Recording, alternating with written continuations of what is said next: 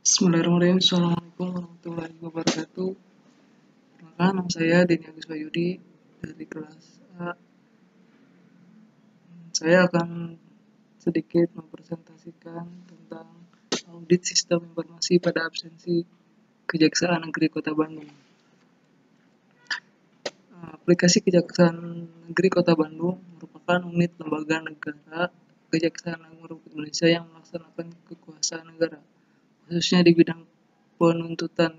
Kejaksaan Negeri Kota Bandung menerapkan suatu sistem informasi untuk meningkatkan kegiatan operasional kerja menggunakan alat yang terkomputerisasi, yaitu Punch and Log, untuk mencatat daftar kehadiran pegawai.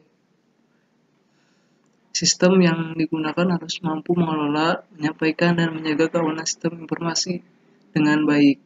Maka perlu dilakukan audit bertujuan untuk mengevaluasi tata kelola informasi yang berjalan. Dalam penelitian ini menggunakan model kapabilitas sebagai alat ukur terhadap jawaban responden dari kuesioner yang dibuat berdasarkan framework COVID-5 dengan domain MEA. Pengisian kuesioner hanya diambil sebanyak 5 orang, yaitu para kepala seksi Kejaksaan Negeri Kota Bandung yang kesehariannya melakukan pengoperasian sistem informasi manajemen pegawai. Berdasarkan rekapitulasi jawaban dari para responden, maka didapatkan nilai tingkat kapabilitas saat ini sebesar 2,4 pada rentang 1-4. Untuk mendapatkan hasil yang diharapkan, maka dibuatlah beberapa usulan untuk meningkatkan kinerja serta acuan perbaikan kinerja sistem informasi manajemen di Kejaksaan Negeri Kota Bandung di masa yang akan datang. Absensi dapat dikatakan suatu data kehadiran yang merupakan bagian dari aktivitas pelaporan yang ada dalam sebuah instansi. Absensi disusun dan diatur sehingga mudah untuk dicari dan dipergunakan ketika diperlukan oleh pihak yang berkepentingan. Secara umum, jenis-jenis absensi dapat dikelompokkan menjadi dua, yaitu absensi manual yang merupakan cara penulisan kehadiran dengan cara menggunakan pena berupa tanda tangan. Yang kedua, absensi non-manual yang merupakan cara penulisan kehadiran dengan menggunakan alat yang terkomputerisasi, bisa menggunakan kartu RFID, fingerprint, atau face unlock. Tadi kan sudah menggunakan COVID-5, dan ini adalah prinsip COVID-5. COVID-5.0 atau kepanjangannya dari Control Objective Information and Related Technology secara umum memiliki 5 prinsip dasar, yaitu yang pertama, meeting stakeholder needs, yaitu terdapat usaha dari perusahaan atau instansi untuk menciptakan nilai bagi para stakeholder dengan menjaga keseimbangan antara realisasi manfaat, optimalisasi risiko, dan penggunaan sumber daya. Dan yang kedua, converting the enterprise end-to-end. Ini bermanfaat untuk mengintegrasi tata kelola teknik informatika perusahaan dalam tata kelola perusahaan. Sistem tata kelola teknik informatika yang digunakan COVID-5 dapat menyatu dengan sistem tata kelola perusahaan dengan lancar. Prinsip kedua ini dibutuhkan untuk mengatur dan mengelola TI perusahaan dimanapun informasi diproses, baik layanan TI internal maupun eksternal. Yang pertama yaitu FP, Single Integrated Framework. Terdapat banyak standar yang berkaitan dengan IT masing-masing, memberikan panduan pada subset dari kegiatan IT. COVID-5 sejalan dengan standar lain yang relevan dan kerangka pada tingkat tinggi. Dengan demikian, COVID-5 dapat menjadi kerangka menyeluruh untuk tata kelola dan manajemen perusahaan. Dan yang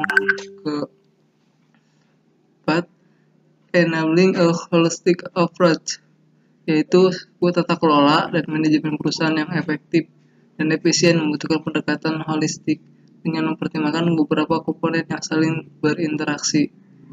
Yang kelima yaitu seperti governance from management COVID, membuat perbedaan cukup jelas antara tata kelola dan manajemen. Kedua hal tersebut mencakup berbagai kegiatan yang berbeda, memerlukan struktur organisasi yang berbeda, dan melayani untuk tujuan berbeda pula. untuk metode penelitiannya, yaitu yang pertama adalah tahap penelitian. Pada penelitian ini, lingkup penelitian dibatasi pada audit informasi absensi pada Kejaksaan Negeri Kota Bandung dan identifikasi proses sistem informasi absensi. Dan ini adalah subdomain dan deskripsinya. Dan yang sebelah itu, yang dari start, yaitu namanya cakupan domain yang diaudit. Untuk metode pengumpulan datanya, yang pertama bisa menggunakan pengamatan. Kenapa metode ini dilakukan? Itu untuk mengumpulkan data dengan cara melakukan pengamatan pada proses sistem informasi yang terjadi pada Kejaksaan Negeri Kota Bandung, sehingga peneliti dapat mengetahui sistem absensi yang berjalan. Yang kedua, wawancara. Metode ini dilakukan dengan cara mengajukan pertanyaan-pertanyaan secara langsung dengan operator dan orang-orang yang terkait dalam pemanfaatan pada aplikasi sistem informasi manajemen pegawai agar mendapatkan data yang berguna dalam penelitian yang dilakukan peneliti. Dan yang ketiga yaitu menggunakan kuesioner.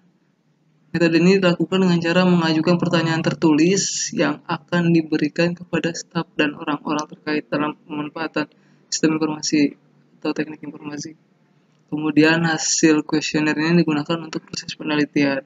Dan yang keempat, metode dokumentasi. Ini untuk mengumpulkan dokumentasi yang berhubungan dengan data penelitian yang dilakukan seperti mencatat hasil wawancara, serta mempelajari material yang menggambarkan sistem berupa data absensi, yaitu sistem informasi pegawai pada Kejaksaan Negeri Kota Bandung. Dan yang kelima, yaitu tinjauan pustaka.